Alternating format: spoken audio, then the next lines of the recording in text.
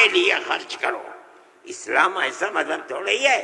جب یہ آیت اتری، اللہ کے نبی نے بیان فرمائی، تو نسائی کی حدیث ہے کہ ابو طلحہ انصاری رضی اللہ تعالی عنہ جو ایک دولت مند آدمی تھے، وہ اللہ کے نبی کے پاس آئے اور آ کر کہا کہ یا رسول اللہ، اللہ ہم سے ہمارے مال کے بارے میں فرماتا ہے کہ اگر تم جنت کے طالب ہو تو جو مال سب سے اچھا ہے تم اس کو اللہ کے راہ میں خرچ کر دو۔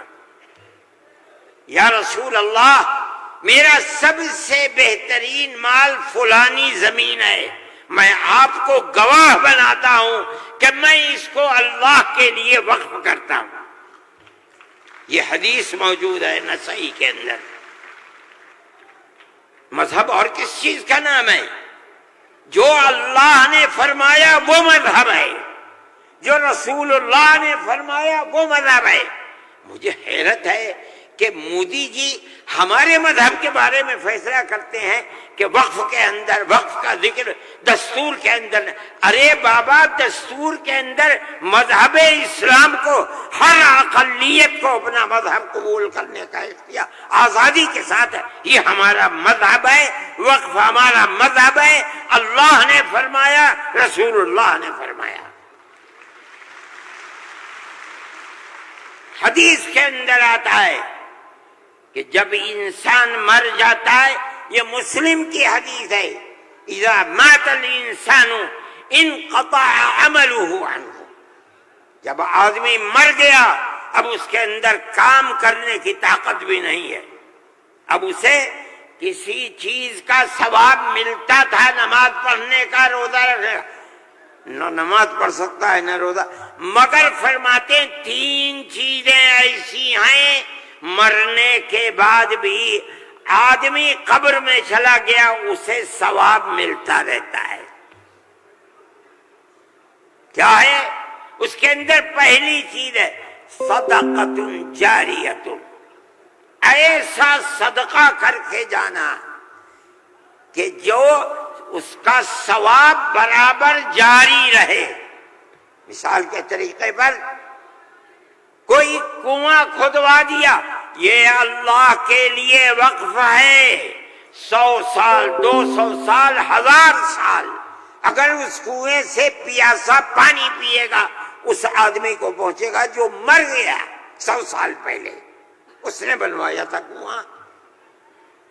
اسی لیے مسلم کی روایت ہے اور وہ اس کے شارح امام نووی فرماتے ہیں کہ مراد اس سے وقف ہے۔ یہ قرآن و حدیث میں آپ کو سنا رہا ہوں۔ مجھے حیرت ہے کہ ہندوستان جیسے ملک کا وزیر اعظم ایسی بات کہہ رہا ہے۔ ارے بابا، کیا زکوٰۃ کا ذکر آئے گا دستور کے اندر؟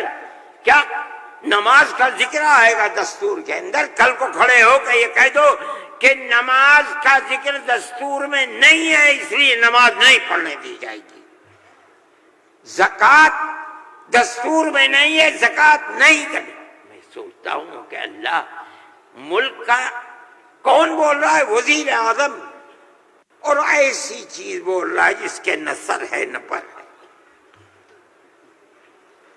ہم اس کے مخالف ہیں۔ ہم کہتے ہیں پڑھو، خود نہیں پڑھتے، پڑھے ہوئوں کو بلاؤ، ان سے پوچھو دین کیا ہے، مذہب کیا ہے، ہم بتائیں گے۔ ہمارا ملک ہے، ہم ہمیشہ سے اس ملک میں رہتے آئے ہیں۔ اگر ہندو کی ذات برہمن ہے، جاؤ کشمیر میں مسلمان بھی برہمن ہے۔ اگر ہندو تیاگی ہے، مسلمان بھی تیاگی ہے۔ اگر ہندو راجپوت ہے، مسلمان بھی راجپوت ہے۔ ہم کہاں سے آئے ہیں؟ ہم تو اسی ملک کے رہنے والے ہیں۔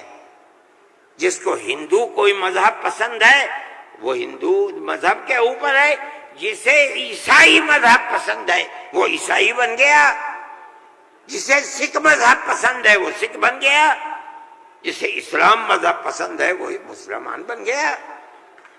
لیکن جس طرح ایک گھر کے اندر 5 بیٹے ہیں، ایک ٹھگنا ہے، ایک لمبا ہے، ایک کالا ہے، ایک گورا ہے، یہ اختلاف باپ اور ماں کے اندر اختلاف کو پیدا نہیں کرتا. اسی طرح ہمارا مذہب ہے کہ آدمی کسی بھی مذہب کو اختیار کر لے، لیکن ہندوستانی ہونے میں ملکی اعتبار سے کوئی فرق نہیں ہے. ہمارا مذہب ہے، ہم اس کو مانتے ہیں اور یہی ایک حقیقت ہے. لیکن برا ہو اس نفرت کی سیاست کا. ایک ایسی بات کہہ رہے ہیں لیکن دنیا ہے ہر بات کو کہتی چلی جا رہی ہے.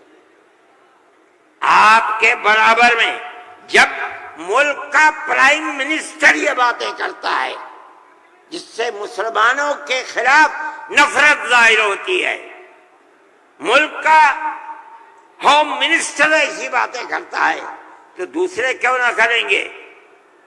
آپ نے دیکھا جھارکھنڈ کے اندر اس کے ذمہ دار بنایا گیا آسام کے چیف منسٹر کو. آسام کے چیف منسٹر کی روز کی تقریریں آپ سنیے. مسلمان کو مسلمان نہیں کہتا، اس کی زبان سے مسلمان کا نام نہیں کہتا، ہمیشہ گھس بیٹھیا کہتا ہے. میں کہتا ہوں یہ کتنی بڑی جہالت ہے. جس برادری کا وہ آدمی ہوگا اس برادری کے مسلمان بھی آسام میں ہوں گے. ہندوستان کی کوئی برادری ایسی نہیں ہے جس کے اندر مسلمان نہ ہو. وہ مسلمان کا نام لیتے ہوئے گھبراتا ہے، مگر خدا کی قدرت ہے جو 1 مہینہ جھارکھنڈ کے اندر رات اور دن تقریریں مسلمان کے خلاف کرتا رہا، وہاں مسلمانوں کا نام لے کر ان کے خلاف بولنے والوں کا منہ کالا ہو گیا. نعرہ تکبیر، جمعیت علماء ہند، مولانا ارشد مدنی. اس کا مطلب کیا ہے؟ اس کا مطلب سمجھو. صرف یہی مطلب نہیں ہے کہ وہ تقریریں کی اور تقریریں کر کے چلے گئے. اس کا مطلب یہ ہے کہ وہ رات اور دن مسلمانوں کے خلاف زہر اگل رہے تھے. جھارکھنڈ کے صرف ہندو نہیں، ہندو اور مسلمانوں نے مل کر اس تحریک اور اس سیاست کو تھوک دیا اس کے اوپر. الیکشن کے اندر بی جے پی کی ناکامی وہ صرف مسلمان کے حصے میں نہیں لکھی جائے گی. مسلمان کی تعداد کتنی ہے جھارکھنڈ کے اندر؟ اس کا مطلب یہ ہے کہ نفرت کی اس سیاست کو جھارکھنڈ کے ہندو اور مسلمان نے تھوک دیا، اس کے اوپر قبول نہیں کیا. وہ آدمی جو بولتا تھا وہ اپنے صوبے کے اندر بھی جب زبان سے کوئی بات نکلتی تھی مسلمان کے خلاف آگ ہی اگلتا تھا. دیکھو ساری ہندوستان کے اندر ہندوستانی ہونے کے لیے یہ بنیاد ہے کہ جو سب سے پہلی مردم شماری تھی سن 1951 کی، جس کا نام اس مردم شماری میں ہے وہ اور اس کی اولاد ہندوستانی ہے. یہ ملک کے اندر ایک قانون بنا ہوا ہے، لیکن کانگریس، بی جے پی اور جو علاقائی پارٹیاں آسام کی ہیں سب نے مل کر جب مشرقی پاکستان کو مغربی پاکستان سے الگ کیا گیا اور ہندوستان کی طاقت نے کیا. اندرا جی کے زمانے کے اندر بہت سے لوگ ہندوستان بمباری ہو رہی تھی بھاگ گئے پاکستان، اور پاکستان کے بہت لوگ بھاگ گئے ادھر.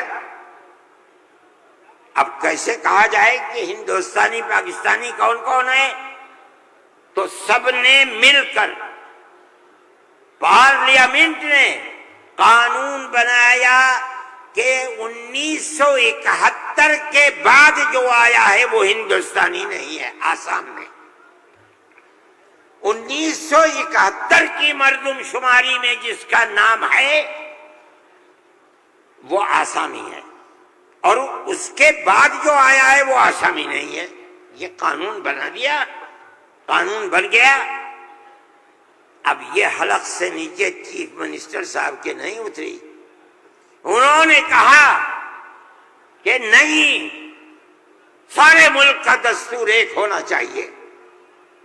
ارے بابا، کانگریس کا زمانہ تھا، کانگریس نے پارلیمنٹ کے اندر یہ اصول بنایا، اس کے اوپر بی جے پی کے بھی دستخط ہیں، علاقائی پارٹیوں کو بھی دستخط ہیں، ہم نہیں جانتے کچھ۔ اور تقریر جیسے یہاں کر رہے تھے ویسے ہی روز تقریر وہاں کرتے تھے۔ 71 نہیں 51 بنے گا، 71 نہیں 51۔ کیوں؟ اگر 51 کو بنا دیا گیا تو کم از کم 80-90 لاکھ مسلمان اجڑ جائے گا، برباد ہو جائے گا۔ وہ یہ چاہتے تھے کہ مسلمان کو برباد کر دو۔ آسام میں جمعیت علماء وہ جماعت تھی، ہم گئے سپریم کورٹ میں، ہم نے کہا کہ جب اس زمانے کی حکومتیں متحد ہیں یہ کیسے ہو سکتا ہے؟ یہ اللہ کا احسان اور کرم ہے کہ سپریم کورٹ نے وہ فیصلہ کیا جو حق فیصلہ تھا، اور اس نے کہہ دیا کہ نہیں، آسام کے لیے سن 71 ہی رہے گا۔ تمام پارٹیوں نے اس کو قبول کیا ہے۔ اب زمانہ خراب ہو گیا، دل دکھنے لگا۔ وہ جو وہاں دل کے اندر مسلمانوں کے خلاف آگ تھی وہ جھارکھنڈ میں لا کر کے اگلی ہے، اللہ نے یہاں بھی منہ کالا کر دیا۔ میرے بھائی، جمعیت علماء کا یہ کام ہے۔ ہم نے اس سے پہلے ایک اور مقدمہ آسام کے سلسلے میں لڑا تھا۔ جب لڑکی اپنے شوہر کے ساتھ کسی دوسرے شہر میں پہنچی، یہ لڑکی کہاں سے آئی؟ جو وہاں کا پردھان تھا وہ سرٹیفکیٹ دیتا تھا کہ یہ لڑکی فلاں کی ہے، باپ اس کا فلاں جگہ ہے، لڑکی یہاں رہتی ہے۔ اسی سرٹیفکیٹ کی بنیاد پر اسے آسامی کہا جاتا تھا۔ اس طرح کی لڑکیاں ہندوؤں میں 24 لاکھ اور مسلمانوں کے اندر 27 لاکھ تھی۔ وہاں کی فرقہ پرست طاقت کہتی تھی کہ یہ پردھان کا سرٹیفکیٹ کوئی معنی نہیں رکھتا۔ تنہا جمعیت علماء تھی، ہم گئے سپریم کورٹ میں، اور جو بڑے سے بڑا وکیل جو ایک ایک پیشی میں 15 لاکھ روپیہ لیتا تھا، اور اتفاق سے جو چیف جسٹس تھا وہ بھی آسامی ہی کا تھا سپریم کورٹ کا۔ مجھے تو بہت خطرہ تھا، ان کا ہوگا کیا؟ 47 لاکھ عورتیں ہیں اور ان کے بچے اگر لگا لو 1.5 کروڑ، یہ کہاں جا کے بھیک مانگیں گے؟ نہ کوئی مکان خرید سکتے ہیں، نہ جائیداد خرید سکتے ہیں، نہ ان کے بچے پڑھ سکتے ہیں، یہ کیا کریں گے؟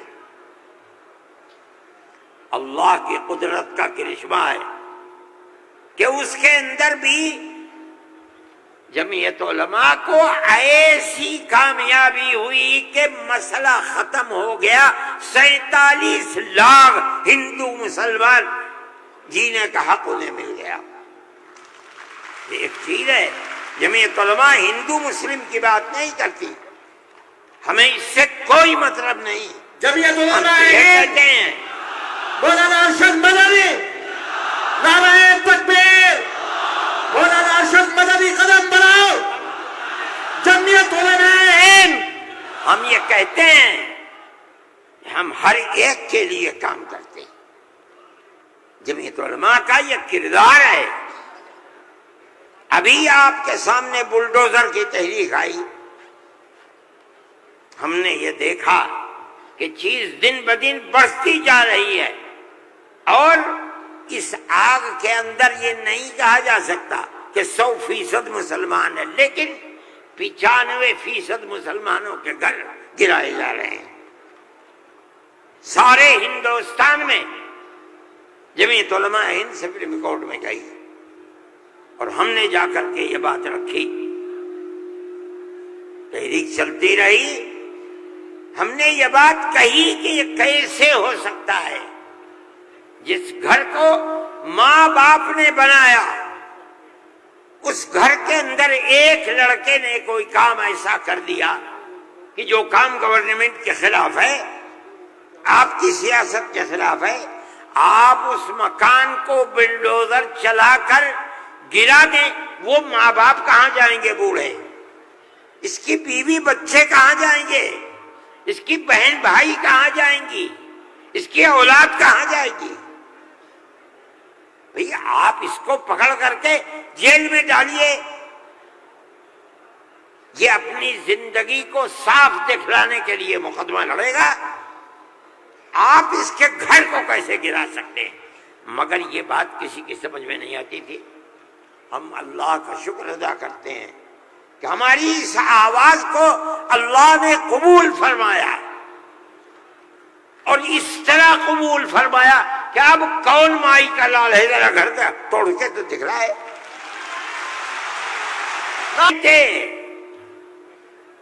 یہ وکیل جو سپریم کورٹ سے لڑ رہے تھے مدرسوں کے پڑھے ہوئے نہیں تھے، ہندو تھے۔ اس کا مطلب ہے کہ ملک کے اندر آج بھی لاکھوں نہیں کروڑوں ہندو ہیں جو مذہب سے اوپر اٹھ کر دکھ سکھ میں ایک دوسرے کے ساتھ شریک رہنا چاہتے ہیں۔ ہم اپنی 1400 سالہ اسی تاریخ کو زندہ کرنا چاہتے ہیں، زندہ رکھنا چاہتے ہیں۔ جمعیت علماء اس کے لیے کھڑی ہوئی ہے۔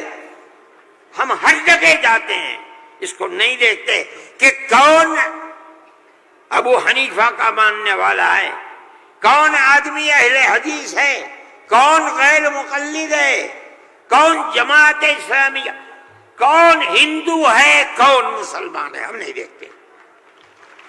اگر ظلم و تشدد ہو رہا ہے ہم وہاں جاتے ہیں۔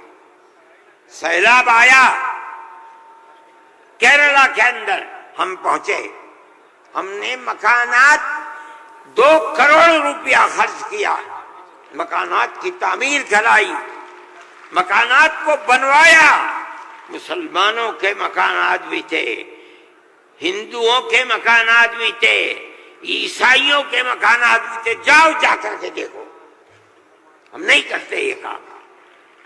بنگال کے اندر سیلاب آیا، لاکھوں آدمی اجڑ گئے، ہم نے وہاں کیمپ لگائے، ایک ایک کیمپ میں 2700 صبح 2700 دوپہر میں کھانا کھاتے تھے۔ کوئی تمیز نہیں کون ہندو ہے کون مسلمان، جو مصیبت کا شکار ہے آئے ہمارے دسترخوان کے اوپر کھانا کھائے، یہ ہمارا کردار ہے۔ میرے بھائی ان تمام چیزوں کو سمجھنا چاہیے۔ یہ مجھے آج حیرت ہوتی ہے، وزیر اعظم کا خطاب سن کر مجھے حیرت ہوئی، ایسا لگتا ہے کہ جسے پڑھ لکھ کر کے نہیں خواہ بخواہ بول دیے۔ چیف منسٹر کے خطاب کو آج میں نے سنا، میں نہیں سنتا ہوں زیادہ، مجھے فرصت ہی نہیں ملتی پڑھنے پڑھانے سے، میں کہاں سے سنوں گا؟ جو خطاب ان کے جھارکھنڈ میں ہوئی ہے مجھے حیرت ہوئی، مگر زیادہ حیرت نہیں ہوئی اس لیے کہ وہ زخم خوردہ ہیں۔ سپریم کورٹ کے فیصلے نے ان کے مزاج کے اندر گڑبڑی پیدا کر دی ہے، اس لیے وہ ایسی بات کرتے ہیں۔ سب لوگ اسی ملک کے رہنے والے ہیں، جو اس ملک کا ہے اس کو مکمل اختیار ہے۔ دستور ہماری بنیاد ہے، ہم اس دستور کو زندہ رکھنا چاہتے ہیں۔ اگر کوئی اس دستور کے خلاف جائے گا، ہم کورٹ میں گئے، بار بار گئے، ہمیں سپریم کورٹ سے پورا حق ملا ہے، ہم اللہ کا شکر ادا کرتے ہیں۔ ہمیں حق دینے والے مسلمان نہیں ہیں۔ 100% سپریم کورٹ کے جج جہاں ہمارے فیصلے گئے وہ ہندو تھے، ہندوؤں نے فیصلے کیے ہیں۔ اس کا مطلب ہے کہ ہمارے ملک کے اندر آج بھی 2 4 نہیں، لاکھ 10 لاکھ بے شمار لوگ ہیں کہ جو ہندو مسلم مذہب سے اوپر اٹھ کر ایک دوسرے کے ساتھ پیار و محبت کا معاملہ رکھنا چاہتے ہیں، اور جو طاقتیں ملک کے اندر نفرت کو پیدا کر رہی ہیں، ملک کے اندر ایک بہت بڑا طبقہ ہے جو اس نفرت کی سیاست کو ملک کی تباہی کا سبب سمجھتا ہے۔ جمعیت علماء کی یہ تحریک ہے، ہم اسی لیے آپ کے پاس آئے۔ ہم وقف بل کو ایک مذہبی مسئلہ سمجھتے ہیں، آپ اس بات کو سمجھیے۔ لوگ نہیں کہتے، میں تو سچ بات کہہ دیتا ہوں، آپ کے اس صوبے کی حکومت وہ بیساکھی ہے جس کے اوپر مرکزی حکومت ٹکی ہوئی ہے، یہ بھی اس کے اندر شریک ہے۔ وہ کہتے ہیں کہ ہم مسلمانوں کو کوئی تکلیف نہیں پہنچنے دیں گے۔ میں نے جو بات کہی ہے اسی لیے کہ یہ آواز ان تک پہنچے کہ وقف کو زندہ رکھنا یہ ہمارا مذہبی فریضہ ہے، ہمارا مذہب ہے وقف۔ اگر آپ اس کی تائید کریں گے تو مسلمان خود فیصلہ کرے کہ آپ کی گورنمنٹ آپ کے مذہب کو زندہ رکھنا چاہتی ہے یا آگ لگانا چاہتی ہے۔ جمعیت علماء ہند زندہ باد، مولانا ارشد مدنی، نعرہ تکبیر، اللہ اکبر، ارشد مدنی قدم بڑھاؤ، ہم تمہارے ساتھ ہیں، جمعیت علماء ہند۔ زندہ باد۔ میرے بھائی، تیسرا مسئلہ مدرسوں کا مسئلہ ہے۔ مدرسے 2 طرح کے ہیں، ایک وہ مدرسے ہیں جو گورنمنٹ سے امداد لیتے ہیں، ایک وہ مدرسے ہیں جو گورنمنٹ سے 1 پیسہ بھی نہیں لیتے۔ ہم پہلے سے کہتے تھے، لوگوں سے بلاتے تھے کہ پیسہ مت لو۔ یہ ہو نہیں سکتا کہ گورنمنٹ دے اور تم سے لینا، یہ نہیں ہو سکتا۔ آج سے تقریباً 15-20 سال پہلے دلی کے اندر ایک میٹنگ بلائی، بہار کے لوگ بھی اس وقت گورنمنٹ میں تھے، یہ بھی تھے، اور وہ یہ تھی کہ مدرسے والوں کو ہم پیسہ دیں گے۔ سب نے منع کر دیا کہ ہم نہیں جائیں گے۔ میں نے یہ سوچا کہ مجھے جانا چاہیے، چنانچہ میں چلا گیا وہاں۔ انہوں نے مجھے اسٹیج پر بلا دیا، اس کے اندر بڑے بڑے وزراء بیٹھے ہوئے تھے، ارجن سنگھ بھی تھے اور دوسرے لوگ تھے۔ وہاں تقریر کرنے والوں نے تقریر کی مدرسوں کے خلاف، میں خاموش بیٹھا رہا۔ اس کے بعد مجھ کو کہا کہ آپ بولیں۔ میں بولے، میں نے ان سے کہا کہ آپ نہیں جانتے کہ مدرسوں کا کردار کیا ہے۔ میں آپ کو بتاتا ہوں، جب 1857 کے اندر لوگوں کا قتل عام ہو گیا تو اب ملک کی آزادی کے لیے جہاد کرنے والے مجاہد ہی ختم ہو گئے۔ جن لوگوں نے جہاد کیا تھا وہ جیل میں پکڑے گئے۔ جب عام معافی کا اعلان ہوا تو علماء نکلے اور سر جوڑ کر بیٹھے۔ 57 میں جہاد ہوا تھا، ٹھیک 9 سال کے بعد 1866 میں دارالعلوم کی بنیاد رکھی۔ کیوں؟ مجاہد زندہ نہیں رہے، دارالعلوم میں جنگ آزادی کے لیے مجاہدین کی فیکٹری بنانی تھی، وہ ہے دارالعلوم دیوبند۔ مدارس اسلامیہ زندہ باد، جمعیت علماء ہند زندہ باد، نعرہ تکبیر، اللہ اکبر، مدارس اسلامیہ۔ اللہ اکبر۔ اس فیکٹری سے بڑے بڑے ہزاروں مدرسے بن گئے۔ جہاں دنیا میں جائیے، نیو یارک میں چلے جائیے، واشنگٹن میں چلے جائیے، لندن میں چلے جائیے، ساؤتھ افریقہ میں چلے جائیے، اور ایشیا کے اندر تو جس ملک میں قدم رکھو یہیں کے فارغ ہیں یا یہاں کے فارغ ہونے والے کے شاگرد ہیں جنہوں نے مدرسے بنا رکھے ہیں۔ یہ مدرسے در حقیقت ملک کی آزادی کی ضمانت ہیں۔ ملک کے اندر حضرت شیخ الہند یہیں کے پیدا ہوئے جنہوں نے 4 سال مالٹا میں جیل کاٹی۔ مولانا مدنی یہیں سے پیدا ہوئے ہیں جنہوں نے 9 سال انگریز کی جیل کاٹی ہے۔ اور میں نے کہا میں کتنوں کا نام لوں آپ کے سامنے۔ یہ مدرسوں کی زندگی ہے اور یہ تاریخ ہے۔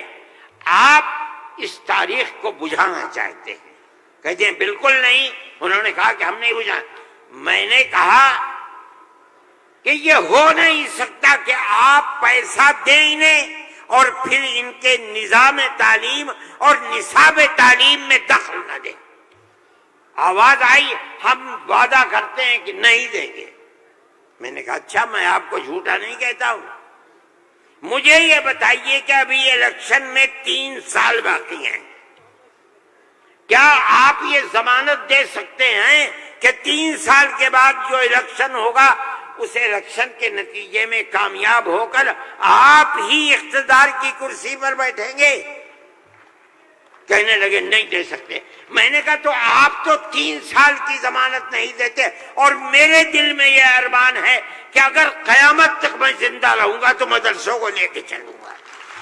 میرا آپ سے کیسے ہو جائے گا؟ میری آپ سے اس میں مصالحت نہیں ہو سکتی۔ آپ کو اسکول بنانے ہیں، آپ مجھے دیجئے، آپ اگر 50 اسکول کہیں گے میں 50 بنا دوں گا۔ لیکن آپ یہ چاہیں کہ مدرسے کو ختم کر کے اس کے اندر اسکول کا نصاب بن جائے، یا یہ مدرسے آپ سے پیسہ لے کر چلے، جمعیت علماء اسے گوارا نہیں کرے گی۔ میں نے ان سے کہا کہ مدرسے اور مسجد میں کوئی فرق نہیں ہے۔ کہنے لگے وہ کیسے؟ میں نے کہا اس لیے کہ اگر مسجد میں نماز پڑھی جاتی ہے، مدرسے میں نماز سکھلائی جاتی ہے۔ اگر مسجد میں نماز کے اندر قرآن پڑھا جاتا ہے، مدرسے کے اندر قرآن پڑھنا سکھلایا جاتا ہے۔ کیسے دونوں الگ ہو جائیں گے؟ یہ دونوں ایک دوسرے کے ساتھ ہیں۔ جیسے ہم مسجد اپنی خود بناتے ہیں، چاہے ایک چھپر ڈال کر کے بنائیں، اسی طرح ہم مدرسے میں بھی آپ سے کوئی مساعدت لینا ہم نہیں گوارا کرتے۔ اچھا، میں یہ کہہ کر کے بیٹھ گیا، صدیقی صاحب جن کو گورنمنٹ نے بنایا تھا اسکولوں کو ان کا اقلیتی کردار دینے کے لیے، وہ میرے برابر بیٹھے تھے، وہ بھی اس اجتماع کو بلانے والے تھے۔ اس کے بعد ایک اور صاحب کھڑے ہوئے میرے بعد، انہوں نے پہلے تو یہ کہا کہ مجھے بڑا افسوس ہے کہ آپ نے ارشد کے بعد مجھے بلا لیا، کچھ وقفے کے بعد بلاتے۔ انہوں نے تقریر، اور جیسے انہوں نے کہا، میں نے اس پر یہ کہا کہ میرے اندر یہ طاقت ہے، آپ جو فرمائیں گے میں اسے قبول کروں گا، خاموش، میں کوئی اس کی تردید نہیں کروں گا، اس لیے آپ فرمائیے۔ جیسے انہوں نے کہا کہ مدرسوں کا کردار کمزور ہو گیا، وہ تو مجمع جو صبح سے کھڑے ہو گئے، خبیث ہے، اتار دو، پھینک دو، نکال دو اس کو یہاں سے۔ جب آگ لگنے لگی تو میں نے صدیقی صاحب سے کہا، جس صدیقی صاحب میں تو جا رہا ہوں۔ صدیقی صاحب نے مجھے پکڑے، بھائی خدا کے لیے بیٹھ جاؤ، یہ مجمع ہمارے قابو میں نہیں آئے گا۔ تو میں نے ان لوگوں سے کہا کہ بھائی کیا بات ہے، کیوں آخر گھبرا رہے؟ ایک بات ہے آپ کی مرضی کے مطابق ہے، آپ قبول کیجئے، نہ مرضی کے مطابق ہے آپ نہ قبول، لیکن اس اجلاس کے اندر یہاں کیوں شور بچاتے ہو؟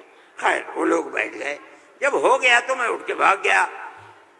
کانگریس گورنمنٹ کی جو بالکل آخری شخصیت تھی انہوں نے کہا کہ بھائی سونیا جی صدر تھیں، انہوں نے کہا کہ آپ نے کیا کر دیا، میں پہلے منع کرتی تھی کہ اس مسئلے کو نہ چھوڑو، بند کر دو اس کو، جو مدرسہ بند ہو گیا۔ آج بھی یہی مصیبت تھی، ان مدرسوں کے خلاف ابتدا میں جو امداد نہیں لیتے تھے کوئی نہیں بولتا تھا، اس لیے کہ جب تمہارا کھایا نہیں ہے تو تم ہم سے پوچھ کیوں سکتے ہو؟ جو تمہارا کھاتے ہیں ان سے جا کے کہو، انہوں نے کھایا ہے اب تم ان کے حلق سے نکالو، ہم نے تو کبھی تم سے 2 پیسے بھی نہیں لیے۔ دارالعلوم دیوبند کو سن 56 کے اندر 1956 میں جو اس وقت یہاں بہار کے آدمی تھے اور ملک کے صدر جمہوریہ تھے ڈاکٹر راجندر پرساد، وہ دیوبند آئے تھے، انہوں نے دیوبند حضرت رحمت اللہ علیہ زندہ تھے، حضرت مدنی، انہوں نے دارالعلوم کے لیے ایک لائبریری کے پیسے دارالعلوم کو دینے کا وعدہ کیا۔ جب وہ چلے گئے، اب شکریہ ادا کیا ان کا بہت، جب وہ چلے گئے تو ان کو خط لکھ کر بھیج دیا گیا کہ دارالعلوم دیوبند کے بنانے والوں کا یہ حکم ہے، یہ اصول ہے کہ کسی بھی مسلم یا غیر مسلم حکومت سے کبھی کوئی مدد نہیں لی جائے گی، اس لیے ہم آپ کا شکریہ کے ساتھ واپس کرتے ہیں۔ آج تک حکومتوں پر حکومتیں بدل گئیں، انگریز گورنمنٹ، پھر اس کے بعد ہندوستان کی، مگر اس کے اندر کوئی فرق نہیں پڑا ہے۔ لیکن اس کے بعد جنہوں نے لیا تھا گورنمنٹ سے، پھر اس کے بعد ان مدرسوں کے اندر بھی ہاتھ ڈالنا شروع کر دیا۔ جمعیت علماء اس سلسلے کے اندر کورٹ میں گئی، اگرچہ ان مدارس کے سلسلے میں کوئی فیصلہ ابھی تک نہیں آیا، لیکن ہم یہ سمجھتے ہیں کہ قانونی اور دستوری اعتبار سے جو گورنمنٹ سے کوئی چیز نہیں لیتے، پہلے لیا جاتا تھا چھٹیوں کے اندر گورنمنٹ سے، وہ قانون تھا کہ جو ٹکٹ طلبہ لے کے گھر جاتے تھے کنسیشن، اس میں پیسہ کم ہو جاتا تھا۔ جب گورنمنٹ کی نظریں بدلنی شروع ہوئی، دارالعلوم نے بند کر دیا، اس کو ہم نہیں لیتے۔ یہ بات ہم نے کہی، یہ اللہ کا بڑا احسان ہے کہ جو تبصرہ آیا، ابھی تک فیصلہ نہیں آیا، وہ تبصرہ بھی حق کے اندر ہے۔ انشاءاللہ جب گورنمنٹ سے کوئی تعلق ہی نہیں ہے اور دستور کی دفعات 25 اور 26 اقلیت کو یہ حق دیتی ہے کہ وہ اپنے اداروں کو قائم کر لے، کوئی رکاوٹ نہیں ہے، تو ہمارے مذہبی اداروں کے اوپر کیسے رکاوٹ ہو سکتی ہے؟ دستور کی یہ دفعات ہمارے لیے چین و سکون اور عزت و آبرو کے ساتھ ملک میں رہنے کا ہمیں حق دیتی ہے۔ ہم یہ سمجھتے ہیں کہ مستقبل کے اندر بھی انشاءاللہ ہم اپنے ان پروگراموں کے اندر کامیاب رہیں گے۔ میرے بھائی، فلسطین کا مسئلہ ہے، دیکھیے جب یہ مسئلہ ہوا اسی دن ہماری گورنمنٹ نے ایک بات کہی کہ یہ دہشت گردی ہے، فلسطینیوں نے حملہ کیا اسرائیل کے اوپر۔ میں نے کہا یہ بھی گورنمنٹ جانتی نہیں ہے۔ جب میں نے اگلے ہی دن بیان دیا کہ یہ غلط ہے، اسرائیل کو بنانے والوں نے بنایا تھا، بیت المقدس اسرائیل سے باہر تھا، فلسطین آزاد تھا۔ اسرائیل نے امریکہ کی مدد سے اور یورپ کی مدد سے بیت المقدس کو، فلسطین کو، تمام فلسطین کے اوپر زبردستی حملہ کر کے فلسطینیوں کو غلام بنایا اور اپنے اندر داخل کر لیا۔ پھر یہی نہیں، 2-4 سال کے بعد حملہ کیا شام کے اوپر، اور گولان کی جو پہاڑیاں تھیں ان کو اپنے قبضے میں لے لیا۔ جب اسرائیل بنا، نہ فلسطین، نہ بیت المقدس، نہ گولان کی پہاڑیاں، کوئی چیز فلسطین میں نہیں تھی۔ اب فلسطینی اٹھے اپنی آزادی کے لیے۔ اگر تم ان کو دہشت گرد کہتے ہو تو میں کہتا ہوں گاندھی جی بھی دہشت گرد تھے۔ نعرہ تکبیر، اللہ اکبر، جمعیت علماء ہند، زندہ باد، مولانا ارشد مدنی، قدم بڑھاؤ، نعرہ تکبیر۔ اللہ اکبر۔ اس کے بعد سے پھر کبھی یہ بات نہیں آئی، لیکن میں یہ کہتا ہوں کہ جس نظریے کو لے کر اٹھے، اس کا مطلب یہ ہے کہ کچھ جانتے بوجھتے نہیں ہے۔ کیسے کہہ دیا انہوں نے؟ ان کو دیکھنا چاہیے تھا تاریخ، اگر خود نہیں پڑھتے پڑھے ہوئے لوگوں سے پوچھنا چاہیے تھا، وہ بتاتے آپ کو کہ ہو کیا رہا ہے۔ میرے بھائی، میں یہ بات کہتا ہوں کہ جمعیت علماء کی ایک تاریخ ہے، اور جمعیت علماء اس چیز کے اوپر ہے۔ ہمارا اس وقت کا مسئلہ صرف ایک ہی مسئلہ نہیں، بہت مسائل ہے، لیکن وقف ترمیمی بل کا مسئلہ بھی یہی ہے۔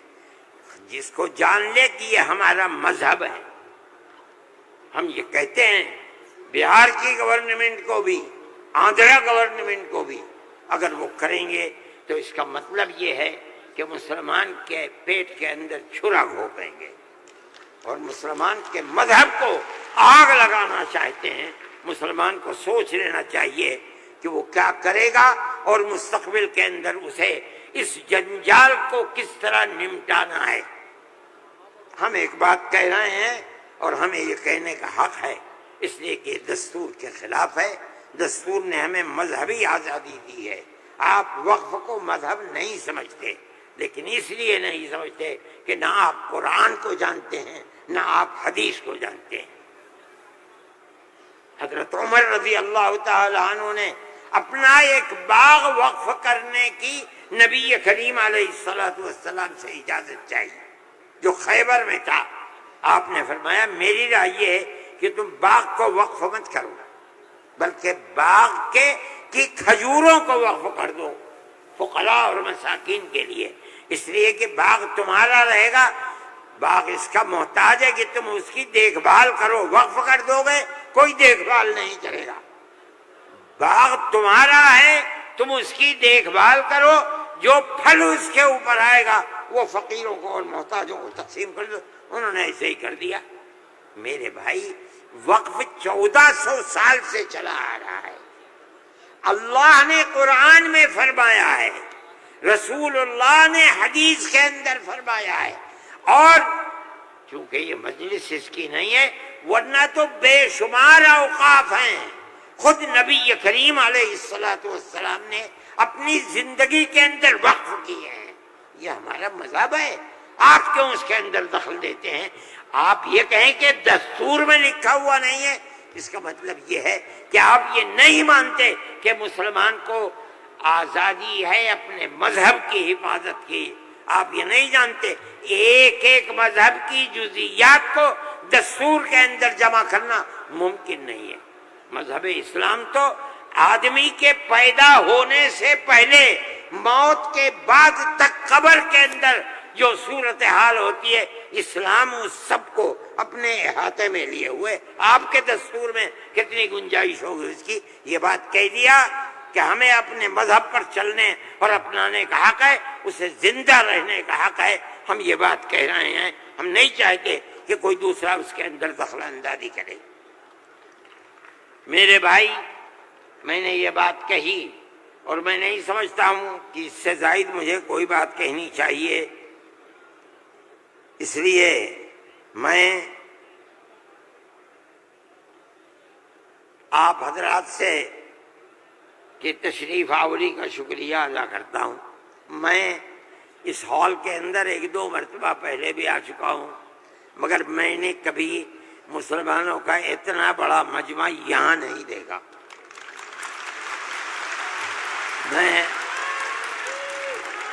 میں آپ اللہ اکبر میں نعرہ تکبیر اللہ اکبر جمعیت علماء زندہ باد میں آپ حضرات کا شکریہ ادا کرتا ہوں اس لیے کہ یہ سب جگہ شہرت تھی کہ اس اجلاس کا مقصد وقف ترمیمی بل کی مخالفت ہے۔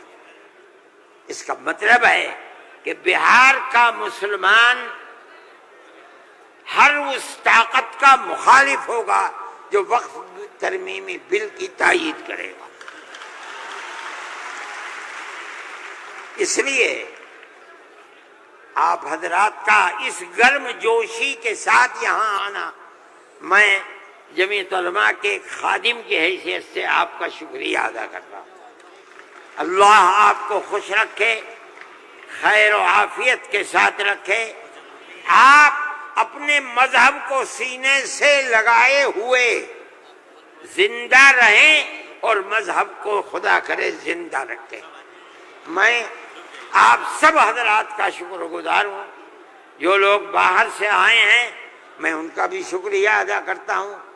جن لوگوں نے پٹنے کے رہنے والوں نے، قادری صاحب کے صاحبزادے اور جمعیت علماء کے ورکرز جو یہاں کے ہیں یا باہر کے رہنے والے ہیں پٹنے کے علاوہ کے، جن لوگوں نے کوشش کی ہے، جمعیت علماء کے دل میں اس کی بڑی قدر ہے۔ اللہ تعالیٰ ان کی کوششوں کو قبول فرمائے اور حکومت کو کسی بھی ایسے کام سے جو صوبے کے اندر یا ملک کے اندر مسلمانوں کی دل آزاری کا سبب بنے اس سے باز رکھے، اور خدا کرے کہ اس ملک کے اندر امن و امان، پیار و محبت مذہب سے اوپر اٹھ کر ہندو اور مسلمان سب مل جل کر اپنی پرانی تاریخ کو یاد کریں اور زندہ کریں۔ مسلمان اور ہندو گاؤں در گاؤں آج سے نہیں 1300 سال سے رہتا چلا آ رہا ہے، کہیں تو کوئی جھگڑا نہیں ہے۔ آج کون سی ملک کے اوپر آفت ہے کہ آگ لگانے ہی کے اوپر سیاست کی بنیاد رکھی ہوئی ہے۔ ہم اس کے مخالف ہیں، ہم اس کو پسند نہیں کرتے ہیں۔ ملک ہمارا ہے، ہم ملک کے اندر امن و امان کو چاہتے ہیں، پیار و محبت کو چاہتے ہیں۔ جس طرح ہندو کا حق ہے مسلمان کا بھی حق ہے، ایک دوسرے کے ساتھ پیار و محبت کرنی چاہیے۔ میں ہر مسلمان سے کہتا ہوں، چاہے گھر ہو، محلے میں ہو، دکان پر ہو، بازار میں ہو، اسکول میں ہو یا اپنے کھیت میں ہو، اپنے پڑوسی ہندو کو اپنا بھائی سمجھو، ایک دوسرے کے ساتھ پیار و محبت کرو، جو ضرورت مند ہے اس کی ضرورت کو پورا کرو۔ تمہارا یہ عمل تمہارا مذہبی عمل ہے، یاد رکھنا۔ یہ نہیں کہ میں کہہ رہا ہوں، جمعیت علماء کا نہیں، قرآن و حدیث یہی کہتا ہے۔ اس لیے آپ اپنی اس محبت بھری زندگی کو دنیا کے سامنے پیش کریں۔ میں ارباب مدارس سے بھی کہتا ہوں، وہ جہاں جائیں، جہاں رہیں، جہاں مدرسہ چلائیں، ایک دوسرے کے ساتھ انس، ہندو مسلمان کو قریب کرنے کی اپنی تحریک کو زندگی عطا فرمائیں، جو آپ کی تحریک نہیں ہے، اسلام کی دی ہوئی تحریک ہے۔ اللہ ملک کے اندر امن و امان کو قائم رکھے، پیار و محبت کو زندگی عطا فرمائے۔ میں ڈاکٹر صاحب، صدر صاحب، جنرل سیکریٹری صاحب بہار، ان سب کا تہہ دل سے شکریہ ادا کرتا ہوں۔ اللہ ان کی کوششوں کو کامیاب فرمائے اور اس اجتماع کو اپنے مقاصد کے اندر کامیابی عطا فرمائے۔ وصلی اللہ تعالی علی خیر خلقہ سیدنا اللہم انا نشہدک انت اللہ لا الہ الا انت الاحد الصمد الذي لم يلد ولم يولد ولم يكن له كفوا احد۔ اللهم صل على سيدنا عبدك ورسولك محمد النبي الأمي وعلى آله وأصحابه وأهل بيته وبارك وسلم كما تحب وترضى عدد ما تحب وترضى. اے اللہ ہماری حاضری کو قبول فرما. اے اللہ اس جلسے کو قبول فرما. اے اللہ جس مقصد کے لیے جلسے کو بنایا گیا ہے بلایا گیا ہے اس مقصد میں کامیابی عطا فرما. اے اللہ اس اجتماع کے انجام کو بہتر فرما. اے اللہ پیار و محبت کی ہماری تاریخ کو زندہ و جاوید فرما. جو طاقتیں اس پیار و محبت کے بندھن کو آگ لگانا چاہتی ہیں اے اللہ اپنے کرم سے انہیں خائب و خاسر فرما دے, ذلیل و رسوا فرما دے. ملک کے اندر چین و سکون, عزت و آبرو اور امن کی سیاست کو قائم فرما. اے اللہ ہماری دنیا کو بھی آباد فرما, ہماری آخرت کو بھی آباد فرما. ہم جس طرح خیر و عافیت کے ساتھ یہاں تک آئے ہیں ہمیں خیر و عافیت کے ساتھ اپنے گھروں تک پہنچا.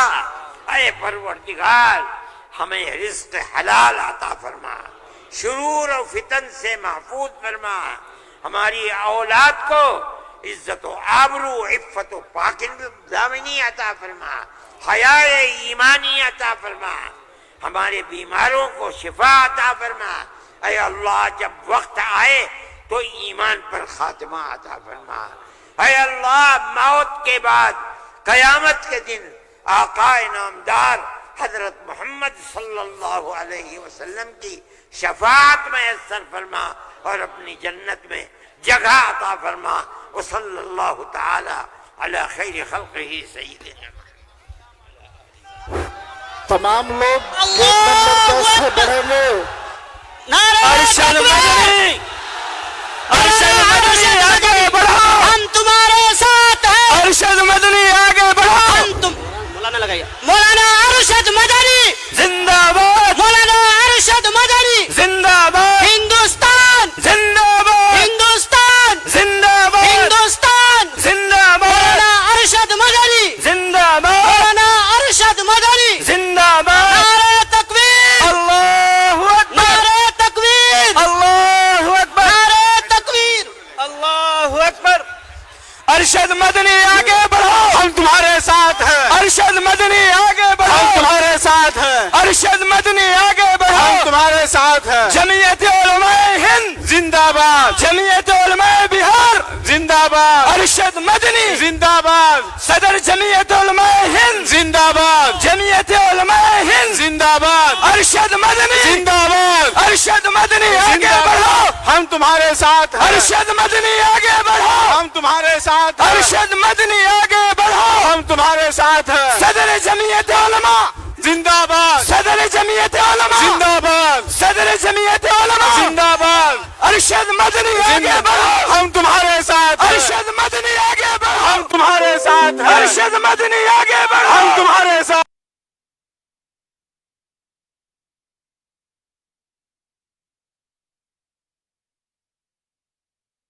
ओ चैन से सपना में खोवल बाड़े, कहीं खोखी इनकर